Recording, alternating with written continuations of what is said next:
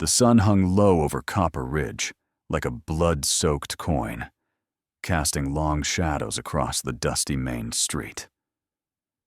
Sheriff Marcus Wade stood on the wooden boardwalk, his hand resting easy on the grip of his Colt .45. He'd been wearing that star for 15 years, and in all that time, he'd never felt the weight of it quite like he did today. The telegram had arrived that morning, delivered by a boy no more than 12, his face pale with the importance of his errand. Wade unfolded the yellow paper with weathered fingers and read the words that turned his gut to ice. Jack Malone released, "Heading your way. God help you." 20 years. 20 years since that night in Silver Creek, when everything went to hell. Wade had been a different man then, younger, greener, with a quick draw and a slower mind. He'd ridden with Malone's gang for nearly 6 months before he understood what kind of devil he'd thrown in with.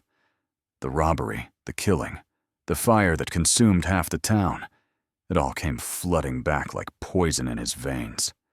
Wade had testified against them all, bought his redemption with blood money and the lives of men he'd once called friends, all except Malone, Jack Malone, who'd taken the fall for the whole gang, who'd sworn on his mother's grave that he'd come back for Wade.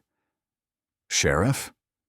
Wade turned to find Emma Hartwell standing in the doorway of the general store, her auburn hair catching the dying light.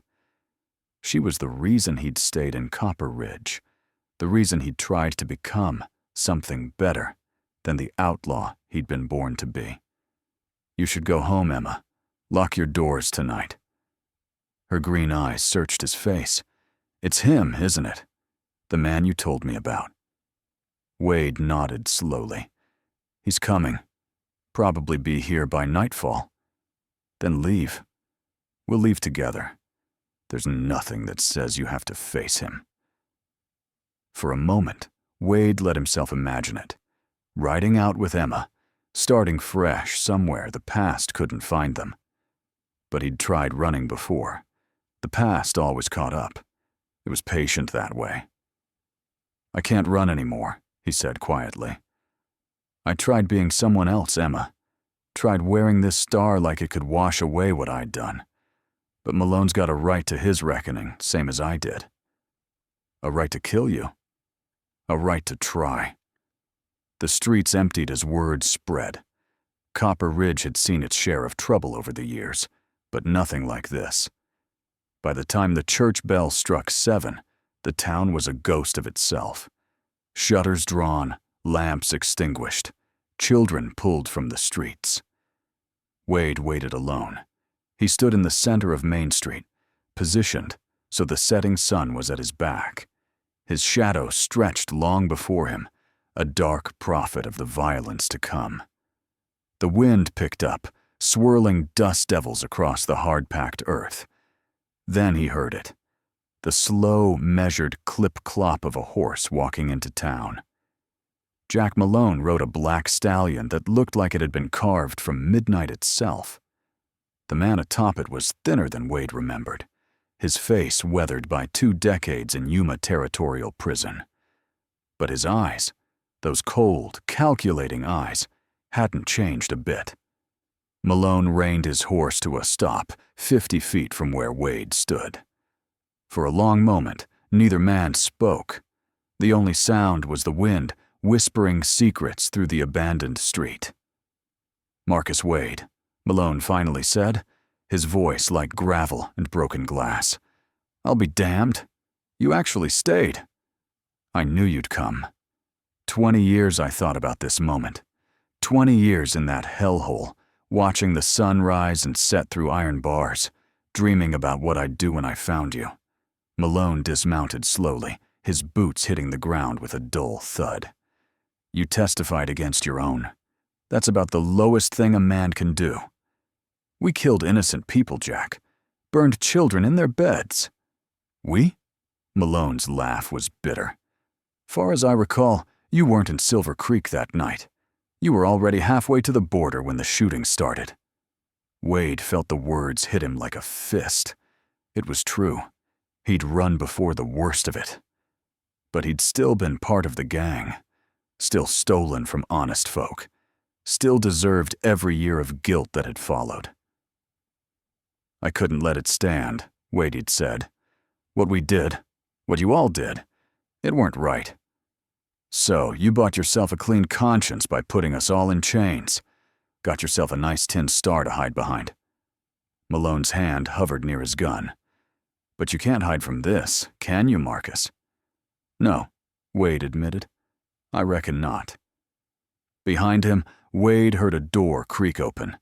He didn't need to turn around to know it was Emma, drawn by the terrible gravity of the moment. He wanted to tell her to go back inside, but his mouth had gone dry.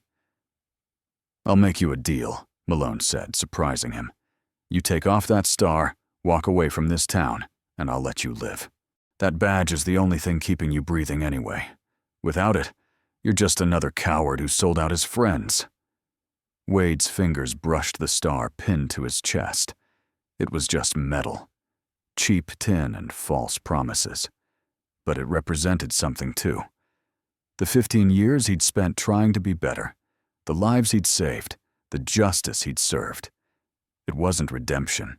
He knew that now. But it was something. I can't do that, Jack. Malone's face hardened. Then you're a fool. Maybe. But I'm a fool who's going to give you one chance to ride out of here. Not for you. For the man you might have been before all this. Before you betrayed us, you mean? Before we betrayed ourselves? The sun touched the horizon, painting the sky in shades of crimson and gold. In that perfect, terrible moment, Wade saw everything clearly. He saw the young man he'd been, stupid and angry, and looking for belonging in all the wrong places. He saw Jack Malone as he'd been too, not a monster, but a broken man making broken choices. And he saw Emma, standing in the doorway, her hand pressed to her mouth. Draw, Malone said. Time slowed to molasses. Wade's hand moved on instinct, 15 years of practice taking over. But even as his fingers wrapped around the grip of his Colt, he saw Malone's gun clearing a leather. They'd been fast once, both of them. Now they were older, slower, weighted down by years and regret. 2 shots cracked across Copper Ridge like thunder. Wade felt the bullet punch into his shoulder, spinning him halfway around. He hit the ground hard, tasting dust and blood. Through blurring vision, he saw Malone stagger, clutch his chest, and fall to his knees. The street seemed to tilt and spin. Wade tried to rise but couldn't. He heard footsteps running toward him, heard Emma's voice calling his name, but it sounded distant and strange. Then Malone was there, crawling through the dust, his shirt front dark with spreading crimson.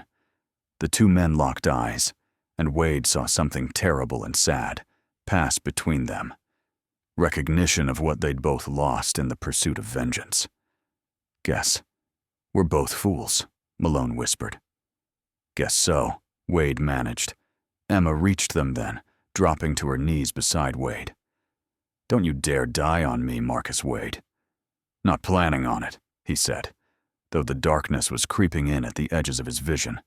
Malone coughed, blood flecking his lips. That star? It changed you? Wade looked up at the first stars beginning to appear in the darkening sky. No, but trying to earn it did. Good, Malone breathed. That's good. The outlaw's eyes closed, and he slumped forward into the dust. Wade tried to reach for him but couldn't lift his arm. He felt Emma's hands on his face, heard her demanding that someone fetch Doc Patterson, felt himself being lifted and carried. As consciousness faded, Wade's last thought wasn't of the past or the future. It was simpler than that. He'd faced his reckoning, he'd stood his ground, and he'd survived. Barely. Bloodied, but alive. The tin star on his chest caught the last rays of sunlight, gleaming in the gathering dark. 3 months later, Sheriff Marcus Wade stood on the same boardwalk, his left arm still in a sling, but healing well.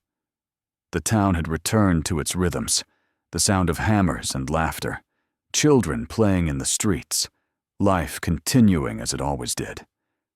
Emma stood beside him, her hand in his. "Any regrets?" she asked. Wade thought about Malone, buried in the cemetery on the hill. Thought about the boy he'd been, and the man he'd become. Thought about all the violence and pain that had led him to this moment. "Just one," he said finally. "That it took me so long to understand that redemption isn't something you earn. It's something you choose, every single day." Emma squeezed his hand. "Then choose it now. Choose it tomorrow. Choose it every day. After." Wade smiled, tipped his hat to a passing neighbor, and did exactly that. The sun set over Copper Ridge, and somewhere in the distance, a coyote called to the rising moon.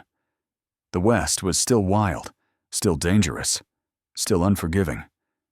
But it was also beautiful, full of second chances for those brave enough to take them. Sheriff Marcus Wade had taken his, and he wasn't letting go.